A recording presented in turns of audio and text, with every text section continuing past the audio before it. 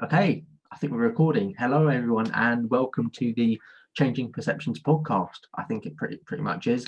We're going to do, I think, one of these for each episode. And for episode one, it's young people and mental health during the COVID pandemic. And today I have a very, very special guest, and known her before, known her for about 4 years, and she was actually my counsellor at Youthline back in the day, back in 2017, which doesn't seem long ago now, but that's 4 years. So yeah, that's just, I can't believe it. Honestly, I can't believe that we've actually managed to get back in contact as well. I managed to find you. But yes, how are you, Juanita? I mean, just starting it off really in an exemplary kind of tone. How are you? I'm very good today, and absolutely feel so privileged and so glad that you got in touch with me. It's really nice, you know, when you work with young people and then you kind of like let them go and see how they cope. We never know kind of like what's happened and what's continued. So the fact you got back in touch with me has really humbled me and has left me with a nice glow. So thank you. Yeah, I mean, it's so nice to speak to you as well, and thank you for like offering to get involved in it. I went to Youthline about 4 years ago because I live in Bracknell, and there's a place called Youthline, which I think has moved now. I'm not 100% sure. I think it may have moved in the past couple of years, but that was a nice. I think it's moved, but it's still supporting young people in Bracknell. Yeah, it was a nice quirky place as well. I remember we used to go to we went into one building and then we went into another one, and it was a nice little quirky little place. It was very comfortable. I think that's probably the thing that you need the most, especially with counselling. I felt very comfortable there. And, I only went there, I think it was every Thursday. I think it was 5 until 6 or something like that. But I think I still remember the day and the time, because I remember I used to work at Sports Direct. I think it was on the Wednesday. No, I used to do driving lessons on the Wednesday. I used to do counselling on a Thursday, and then I used to work at Sports Direct on a Friday, and it was like the most stressful thing I think I could ever do. And that's probably, I mean, Sports Direct and sixth form and the driving lessons is probably why I needed counselling in the first place. But yeah, I was back there, February 2017, I think I was in counselling. I think you said just before the recording that you looked back through your notes, and you must have had to go through quite a bit. But yeah, February 2017, I think it was until June. I think it was the week before my last AS level exam. And usually you'd only have, I think, about 6 weeks of counselling. Now, I was a very, very anxious person, as you probably know, and in the end, I think I had like something like 13, 14 weeks there in the end. I remember something like that. But ever since then, it's really helped, and I would recommend anyone who is kind of considering counselling but may not want to do it to go ahead and do it. Because, I mean, yes, I may not have got the results that I wanted for my AS levels for that year because I was doing counselling in the midst of the exams, but then to move on next year and actually be able to get to go to uni because of the grades, and it was all because I was in the right headspace. And that was the main thing for me, was being in that right headspace, and then going on from uni and making sure that I'm keeping, maintaining my mental well-being. So what I would say to everyone who is considering going for counselling, 100%, and just generally just talk to people, and for those who want to help others, just ask twice and say, are you okay, and that sort of stuff. So yeah, that's what I would recommend to anyone who is struggling right now. Don't be afraid to speak out. But getting on to the subject of the episode more generally, young people and mental health during the COVID pandemic. I mean, from your perspective as a counsellor, I mean, what has it been like being a counsellor during a pandemic, which has never happened, in my lifetime anyway? I mean, it's never happened to, in anybody's lifetime. This is the first time, I think, especially in this day and age and with modern technology, of being in the predicament we're in. What I would like to say, I think not only counsellors, but the young people we work with have been able to kind of like adapt and still be able to seek that support. So I currently, while still kind of like counselling, I work a lot with schools in something called a mental health support team. So schools and support young people with anxiety and low mood and depression. And we have now kind of shifted online more, and we've been able to offer sessions online where we're still able to kind of support those young people, and especially young people who may feel isolated because they're not at school, they're not seeing their friends, they're trapped in the same four walls with their parents and other family members, and that could be really tough. We've still been able to kind of make sure they're safe, make sure they're secure, make sure that they feel comfortable, and being able to support them. And like you said, I think that the biggest thing is being able to recognize that there are people out there who are willing to help and support young people or anybody who may be struggling with their mental health and well-being. I mean, what I would say is, like, you were absolutely amazing with me, and it's part of the reason why I'm now in the position that I am compared to where I was 4 years ago. I mean, but do you feel you are still able to provide that kind of full service to clients without perhaps that in-person experience, or even with a socially distanced experience? Because I remember us being it was quite an experience where we were kind of face to face, and I'm not sure if that thing, like, in terms of, I'm not sure how far away we were, whether we were more than 2 meters, but it felt very very confidential, and it felt like a thing that I could trust and that sort of thing. I mean, do you feel like you've been able to provide that full experience, even with the pandemic, and how have you really coped with that sort of thing? I mean, I think that you do lose something. That face-to-face experience is the best, because it's like you're saying, you feel quite connected to the person you're with. It's a very even balance. Online, you do lose something. I mean, even now, just talking to you here now, like, am I looking at the screen? Am I looking at you? Am I looking at myself?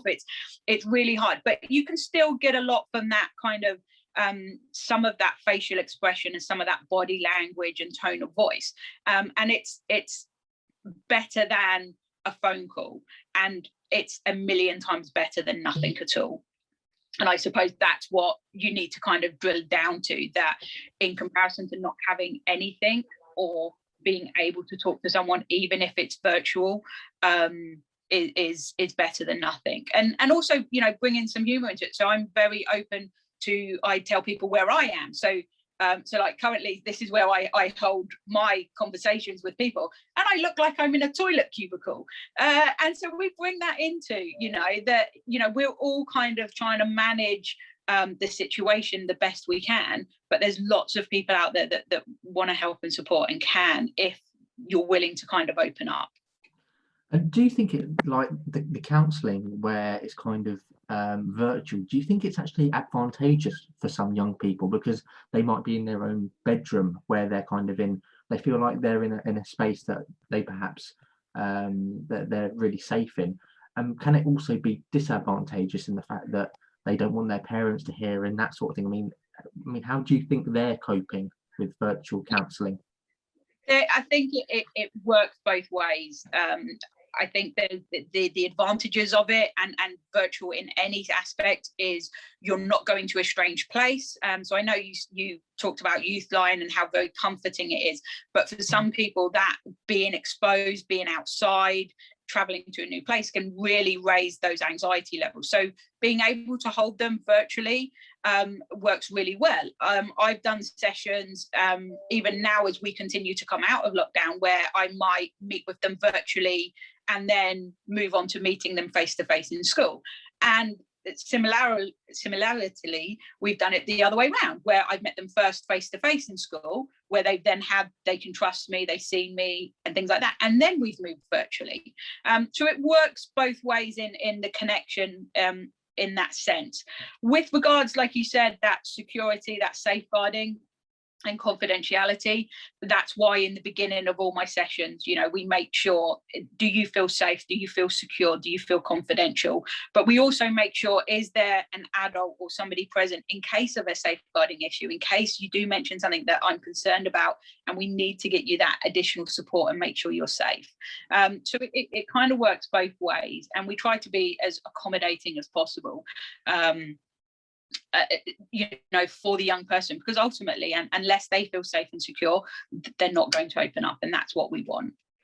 Yeah, I remember, because just take an example, I remember going on to counselling, I think it was the 16th of March, and it was, I think it was a few years, and we talked very much in depth about my grandfather's death on my birthday, and we talked about that quite in depth, and I can see why you'd be concerned why people may, you know, say it was virtual then, and you know, something that was mentioned that, you know, really upset me.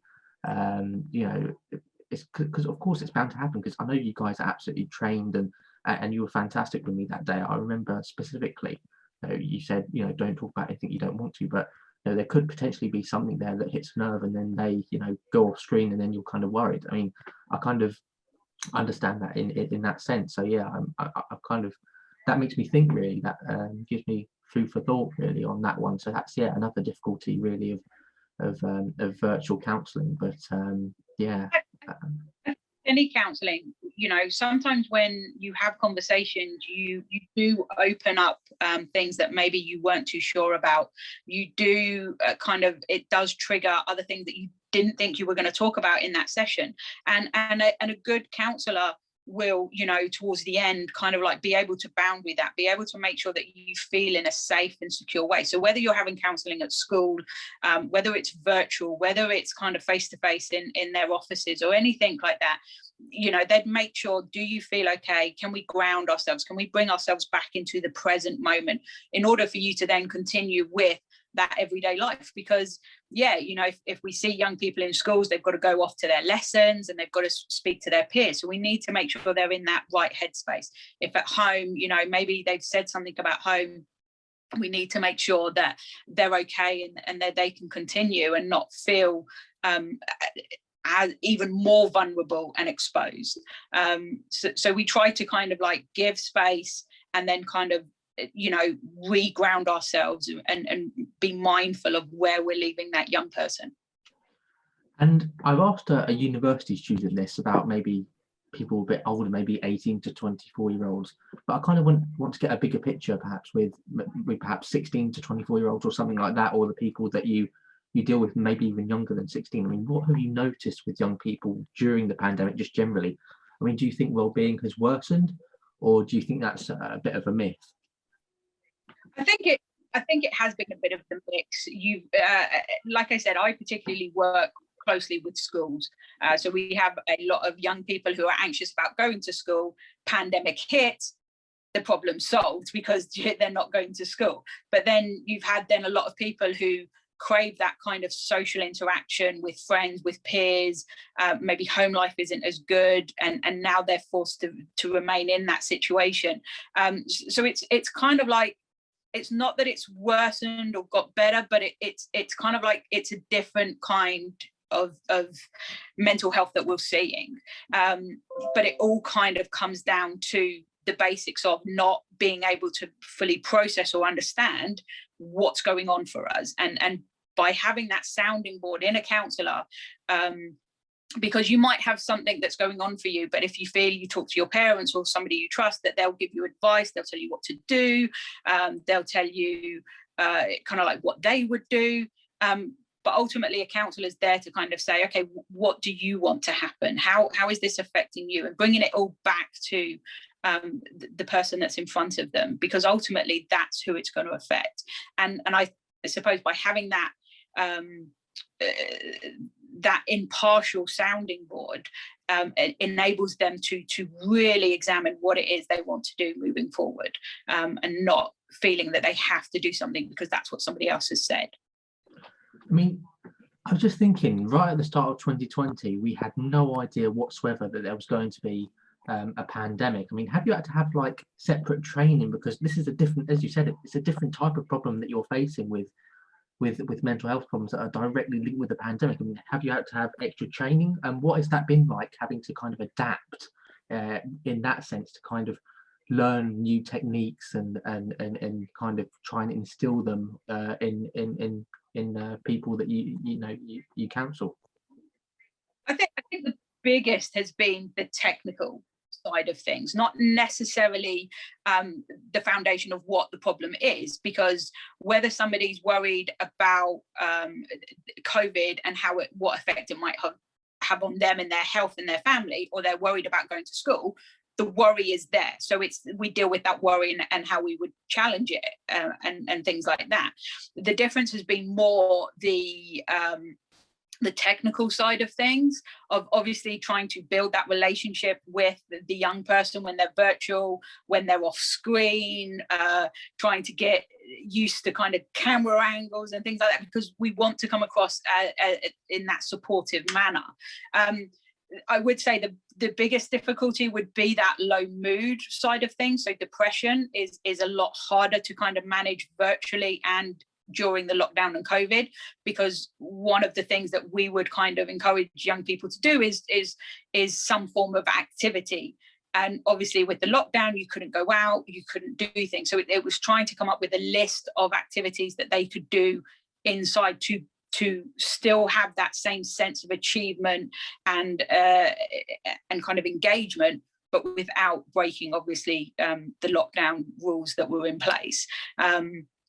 But mental health in general is constantly evolving. We're learning more things, but also a young person, it's not a one size fits all. It's adapting to whatever the young person brings and having that space open for them. And that in fundamental, it will never change.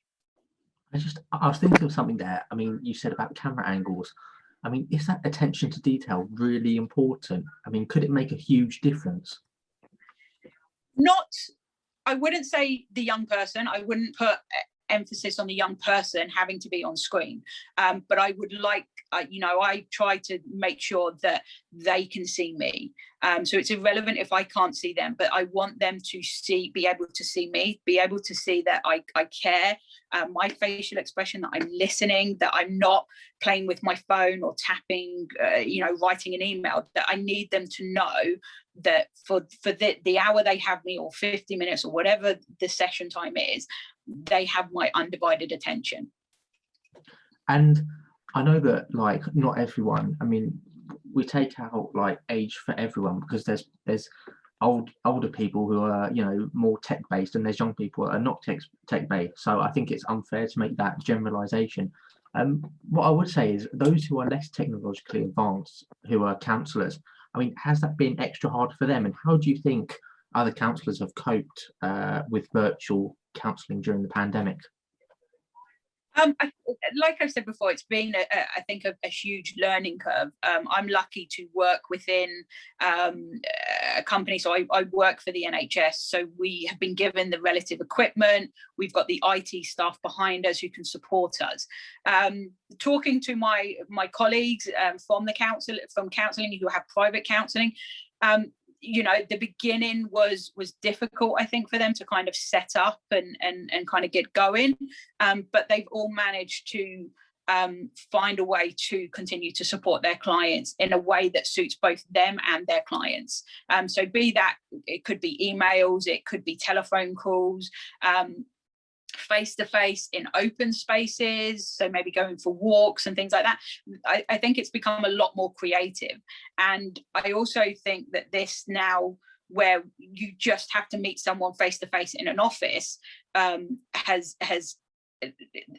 gone. It's going to be one of those options that are there, but we can now be so much more adaptive for the young person, or for whoever comes through that door, contact for wanting therapy. It can be online, it can be by phone call, it can be out in open spaces.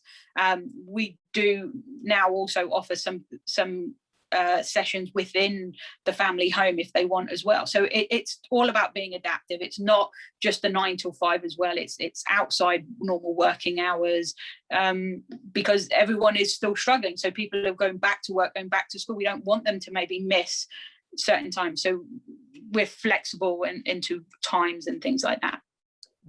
I mean, I'm examining the kind of the bad effects on mental health with the pandemic and trying to kind of create a balanced approach. I mean, more positively, I mean, do you think having that option of, you know, having a phone call, you know, going in person that you may not have had before, that people may not have naturally thought about before, do you think having that option, and therefore do you think the pandemic will actually help to save lives in the long term, kind of ironically?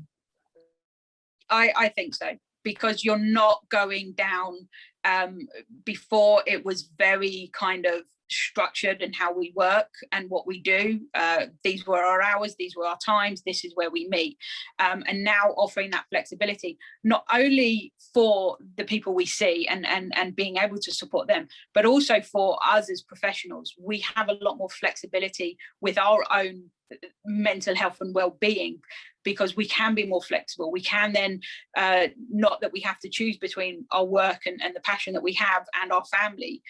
So it's beneficial for us as well. And again, that prevents us from having burnout and struggling, because we're able to balance that a lot more effectively. And on another positive note, I think we're going to end it on. I mean, what have you been heartened by with young people and mental health during the pandemic? I think for me, it has to be the resilience and the braveness shown by a lot of other people, and not braveness in terms of bottling their emotions up, but kind of in terms of speaking out. I think, you know, it's viewed, if you speak out, as being not brave, but I think it really, really is. And as we continue to break down the stigma of talking about how we feel, I think that trend will continue of speaking out being seen as a very brave thing to do. And I think I've also been particularly heartened by the amount of guys as well that wouldn't usually come out and talk about their mental well-being, but now have in kind of my age group. And that's one thing I've been really heartened by. I've seen some boys wearing t-shirts as well, and there's someone in my documentary actually who wore a t-shirt saying boys get sad too. And I think I've been really heartened by that. I mean, what have you been heartened by during the pandemic with young people mental health? I think it is that kind of like recognizing, normally when people come and they talk about mental health, they think that they're the only ones struggling at that moment. And I think by brave people talking about it, yourself in your documentary, and by doing this podcast of do you know what? Yep, that was me. I sought help. I found those people around me who were able to support me, and I've come out the other end, and showing other people that just because you have this blip, just because something's not quite working for you at that moment, doesn't mean that's how it's always going to be. And for me, for counselling, is I want to build people's resilience up, of their ability that they can do this themselves. And I've been amazed at the amount of people who one kind of step forward, but also have now gone on, after they've worked with me or with members of my team, have gone on to want to help other people. So we also help support peer mentors within school. So other people that may have worked with us now are like maybe their first stop for their peers within their school. And then if they think it's something that's maybe out of their kind of expertise or what they've been learned, they can then forward them on to us, and we're the next step. And I suppose having that stepped approach and everyone looking out for one another has really kind of heartened me. And you know, the resilience that we have all shown is amazing, and we should all be so proud of that. Yeah, I think that's a really good point to make, and we also got to emphasize the positives that can come out of this pandemic. I think it's so important that we do that, and we don't just look at the doom and gloom. I think people need some positive news, especially with all the negatives, with the deaths during the pandemic and that sort of thing. So I think it's so important that we analyze the positives of the situation as well. And as I said at the start, and I'll say it again, please do speak out, and please do speak to someone. And also, not just that, I mean, we welcome all opinions. I'm basing my documentary on it being for the BBC. So, you know, of course, I welcome different opinions on the subject, and it'll be great to hear what other people have to say about it. But I think that just about wraps up this podcast. Thank you so much for joining me. I'm so pleased that we managed to meet again after 4 years. and to kind of see kind of where I am and where you are. And I mean, from 4 years ago now, I know that it's not just something that you get over. I'm still dealing with some things, of course, but it's a process, and I felt so much better after counselling, and I learned coping mechanisms and made myself happier, and did stuff as well that made myself feel a bit better about life. And I think 100% get counselling if you really need it, and you think that you would benefit from it, because if you hesitate, then you would be thinking, what if I went to counselling? And for some people it won't work, for some people it will, and it definitely worked for me. So I'd just like to thank you once again, not just for coming on this podcast, but for everything that you've done for me, because it kind of changed the way that I thought, from being a year 12 to being in final year uni now, and hopefully next month leaving. I'm keeping my fingers crossed. Hopefully this final project and this documentary really gets done and dusted. We'll keep our fingers crossed. But thank you so much once again, and thank you all as well for listening to this podcast and for watching this. It'll be visual, the wonders of Zoom and today's technology. But thank you once again for watching, and stay tuned for the next episode, which will be based on sexism in episode 2. So thank you guys so much for watching.